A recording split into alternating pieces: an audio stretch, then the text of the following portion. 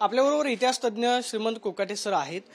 Sir, रायगडावरती जी वाघ्या कुत्र्याची समाधी आहे ती हटवावी अनेक वर्षांपासूनची मागणी होती.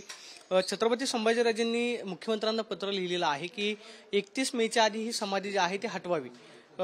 छत्रपती संभाजीराजेंनी केलेली मागणी जी आहे ते मागणी योग्य आहे का, किंवा इतिहासामध्ये वाघ्या कुत्र्याचा पुरावा संदर्भ काय मिळतोय?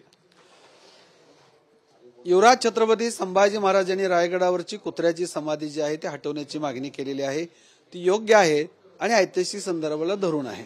त्याचं कारण असं की छत्रपती शिवाजीराजांच्या इतिहासाशी संबंधित असणारे समकालीन ऐतिहासिक संदर्भ साधणं, ज्यामध्ये शिवभारत, जदेशकावली, राधा माधवीला चंपू, परणात पर्वतख्यान, सभासदान लिहिलेलं शिवचरित्र हे ऐतिहासिक आणि समकालीन साधनं आहेत.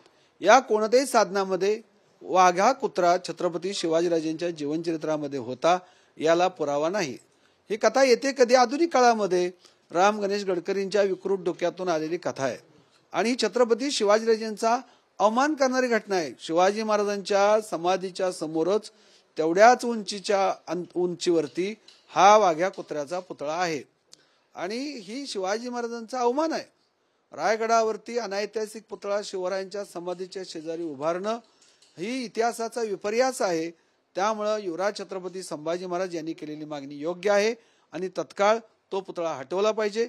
आणि युवराज छत्रपती संभाजी महाराज ज्या वेळेस एखादा मुद्दा घेतात ते तडीच नेतात. निश्चितपणे त्यांची मागणी शासन मान्य करेल असे आशा आहे. रायगडावरती हा पुतळा जो आहे नक्की कधी उभारण्यात आला, हा पुतळ्याची उभारणी जी आहे ती कुणी केलेली आहे, किंवा वाघा कुत्रा हा इतिहासामध्ये होता याचे संदर्भ नक्की कुणाच्या साहित्यामधून आले की जो वाघा कुत्र्याची समाधी जी आहे रायगडावरती उभारली? सुमारे 100 वर्षापूर्वी हा पुतळा टिळक अनुयायांनी त्या ठिकाणी उभारला. कोणी हा पुतळा उभारला जावा यासाठी मागणी केलेली नव्हती. त्या गडकरींच्या नाटकातून आलेली कविकल्पना आहे, जी अनैतिहासिक आहे, शिवचरित्र विकृत करणारी, विपर्यास करणारी आणि शिवचरित्र बदनाम करणारी कथा आहे. त्यामुळे अलीकडच्या काळामध्ये उभारलेला हा पुतळा तत्काळ हटवला पाहिजे अशी आमची मागणी अनेक वर्षापासून होती. संभाजी ब्रिगेडने एकदा तो पुतळा तोडलाही होता, परत तो बसवला. म्हणून या ठिकाणी जे अनैतिहासिक आहे, रायगडाच्या सौंदर्य, रायगडाचा जो इतिहास आहे त्याला बदनाम करणारा हा वाघ्या कुत्र्याचा पुतळा आहे. त्यामुळे तो हटवावा अशी आमची मागणी आहे. वाघ्या कुत्र्याची जी समाधी आहे त्या परिसरामध्ये नक्की काय आहे? तिथून लागूनच छत्रपती शिवाजी महाराजांची समाधी आपल्याला पाहायला मिळते. त्या परिसरामध्ये नक्की काय आहे की हा पुतळा जो आहे तो त्याच ठिकाणी का उभारला गेला? आपण पाहिलं की शिवाजीराजांची समाधी हे तमाम महाराष्ट्राचं नव्हे तर एकल्या देशाचं श्रद्धास्थान आहे. ज्या छत्रपती शिवाजीराजांनी 6 जून 1674 पहिला राज्याभिषेक आणि 24 सप्टेंबर 1674 दुसरा राज्याभिषेक रायगडावरती केला, त्याच तिथंच जवळच जगदीश्वराचं मंदिर आहे, स्वतः बांधून घेतलेला किल्ला आहे आणि अशा किल्ल्यावरती छत्रपती शिवाजी महाराजांची समाधी आहे, राजपरिवारातल्या समाध्या आहेत आणि त्याच ठिकाणी वाघ्या कुत्र्याचा पुतळा उभा करण्याचा उद्देश हा स्वच्छ नाही, हा अत्यंत विकृत डोक्यातून आलेली कल्पना आहे. त्यामुळे रायगडाच्या वैभव दूषित करणारं, छत्रपती शिवाजीराजांचा इतिहास कलंकित करणारं असं वाघ्या कुत्र्याचं शिल्प त्या ठिकाणी हटवलं पाहिजे. ही जी युवराज छत्रपती संभाजी महाराजांची मागणी आहे योग्य आहे. यापूर्वी देखील संभाजी महाराजांनी रायगडावरती शिवाजीराजांचा पुतळा बसवावा यासाठी मागणी केली, त्यांची मागणी मान्य केली.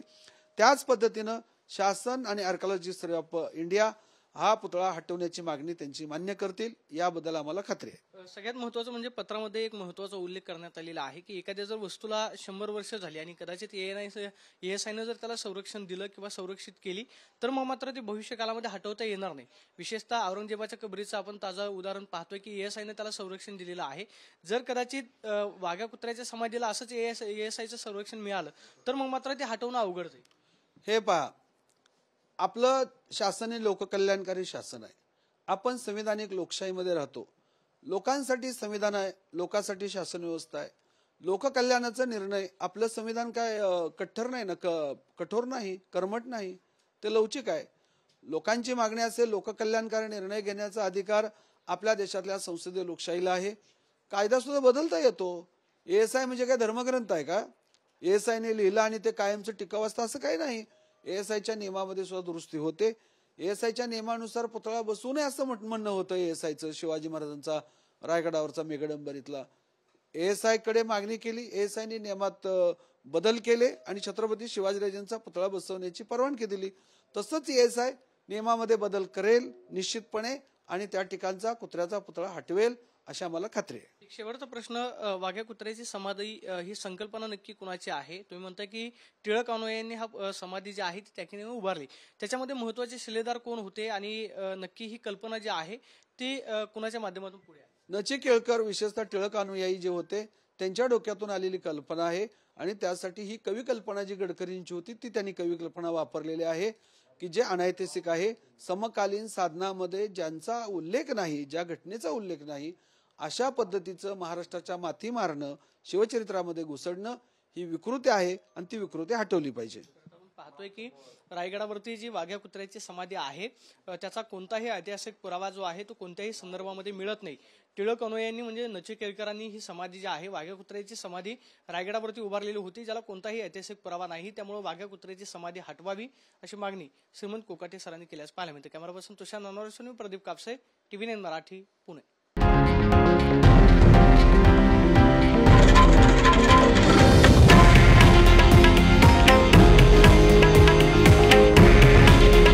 हे आहे देशातील नंबर 1 न्यूज नेटवर्क आणि आपण पाहत आहात TV9 मराठी.